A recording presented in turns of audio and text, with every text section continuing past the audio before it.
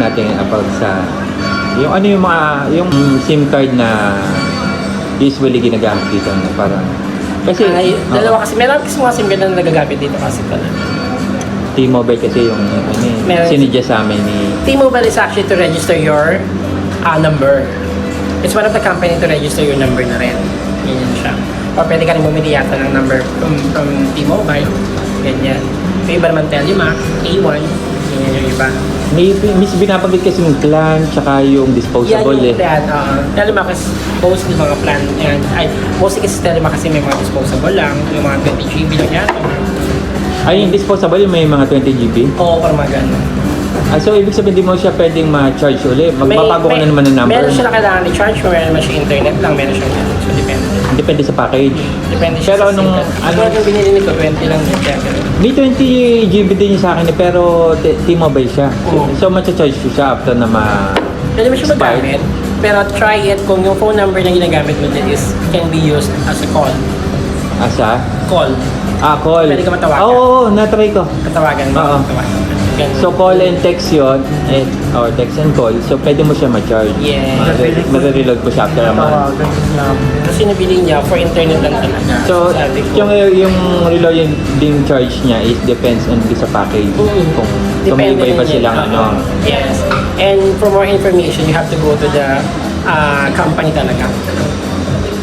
Okay. Like, Kasi yung sa site ng paano ginamit mo. pwede naman siguro mag-inquire din sa ano, mismo nabilan dyan sa mga tindahan. You have to inquire. Pero iba kasi hindi nagbibigay ng inquiries about that.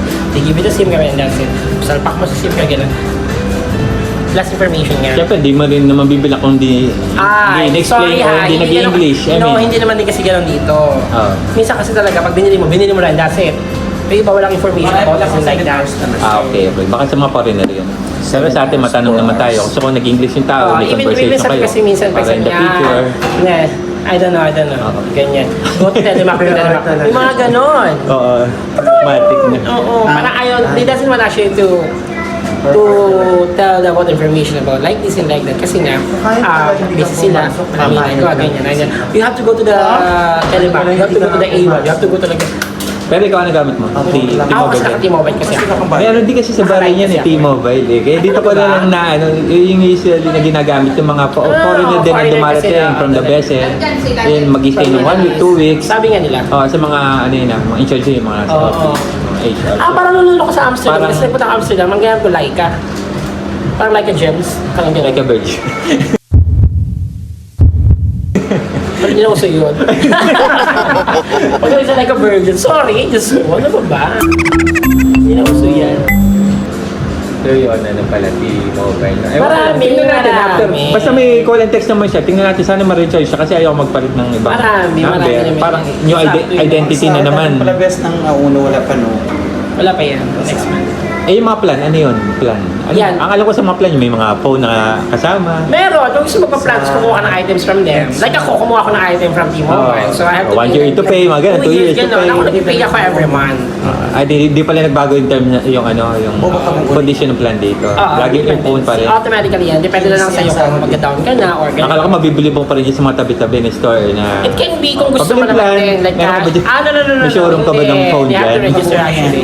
Lalo na yung mga ibang company dito is kino-correct by your card na rin. So automatically, every month, deduct na lang sa'yo. Pagdating ng sahod. Okay. Yung mga ganun sila. Saan dito yung mga phone, mobile shop? Mobile shop, saan dito? Marami.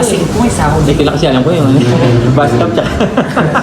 Tsaka dito yan, nakalayo na ako dito sa'yo. Nag-grow ka Sa dyan, bodega. saan ka dyan, oo. Pero sa taas na dito, meron dyan, yung phone shop nila dyan. Maraming phone dyan, second hand. Sa taas, meron pa pala mga dyan. Oo, may mga phone shop dyan. So, bili ka ng phone na bago or luma. Ay, okay, yung mga naiikutan ng mga bus, ano? Kaya, para kasi bahay, eskwela lang ako.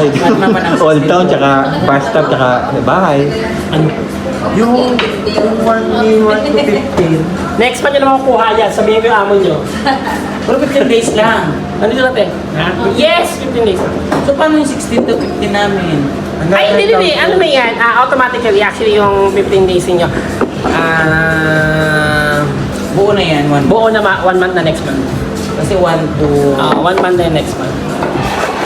Ano to? Kamayan, portion, lang chopstick. Pero every 15 na sahod, hindi masyado. Nandiyan sa ano? Usapan yung HR. Kasi kung ako HR, papaliwanag ko sa inyo eh.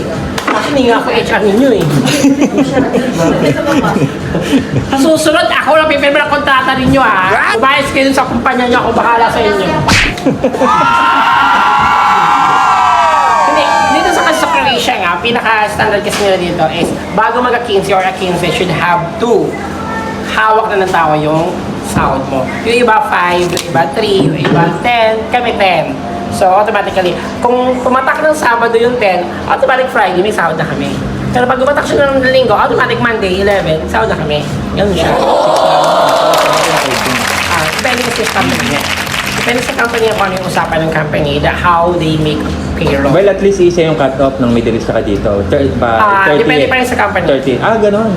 So, natapat Lagi lang. kayo, hindi nyo pwede sabihin na parang, ganun to gano'n. No. It's depende sa company. Natapat lang na... Nagkataon lang. Oo, parehas nagkataon na parehas. coincidental na... Pero ano yan talaga, depende palagi sa company. Tsaka kayo mga baguhan kayo, have to ask and ask, okay? Hindi kayo magtatanong dahil sa mga kasamahan nila sa paligid nyo. No, kasi halos pare-pareho kayo bago din. You have to ask actually to the management, you have to ask to the HR, you have to ask to those people who knows well and more, give you more information. Okay? Kasi kung magtatanong kayo sa mga ganito, sa amin hindi ganyan eh. Iba yung naging experience sa patakaran na binigay sa ganito than sa ganito. Okay? Iba yung nangyari sa'yo, iba yung nangyari sa'yo, iba yung nangyari sa'yo. Kasi we have differences lagi eh, di ba? Even with the same company. How about yung mga legal holiday, special holiday? May magano ba dito? May mga ganun naman din sila. Sometimes they give as soon as possible. Ganon.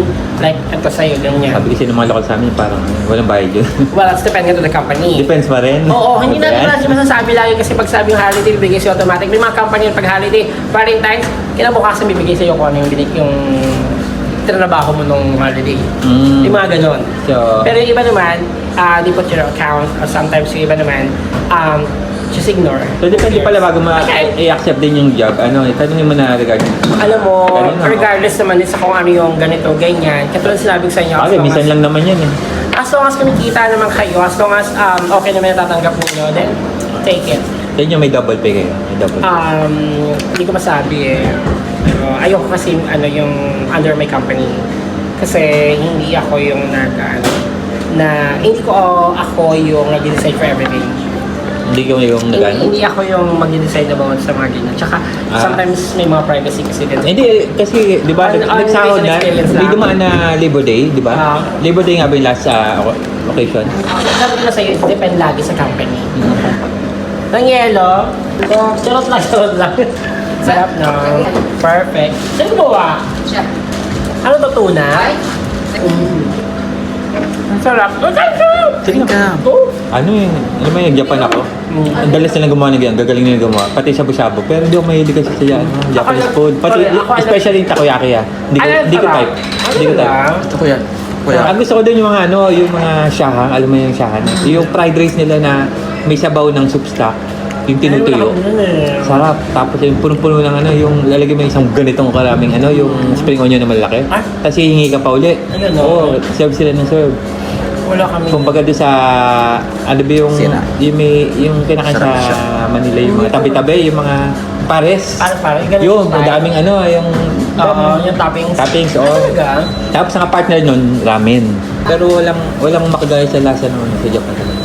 Mahirap mo. Although nandun yung mga baby mushroom, mga Depende kasi sa country kasi yun eh. depende talaga. Ang hirap din kasi minsan na magtatayo ka, mag-build ka ng isang company and then it's quite hard to find some ingredients, diba? You have to market from other country, lalo kung wala ka pang contacts. So, syempre, may mga, lalo European, there's a lot of taxes, may mga ganito pa. Ang tagal ng process kasi ganyan. So, Sila, alam mo yung you have to Japan? be more patient talaga how you make market talaga, how you make it the things that everybody wants or likes, mga gano'n. Alam mo sa Malaysia kung ang pinipicture nila example yung sa mga, di ba, yung mga sa hotel booking, shawarma. mura, ang pamura ng hotel. Mura naman talaga siya. Pero sa Japan, pagkain, yung pinakamura. oo, pagalingan talaga sa pagkain, fresh lahat. Kasi kaya, pag Paano yung Japanese? restaurant na, yung pinipilahan, kahit puno pa yung loob, ang dami nakatambi sa Wala naman labas. Japanese. Konti lang. Kasi actually, hindi ko naman siya nagamit nung nagtrabaho sa factory. Hindi ko siya, yung mga kabayan, hindi mo kami nag-uusap-usap din. Exactly. Basically, actually, ganyan din dito.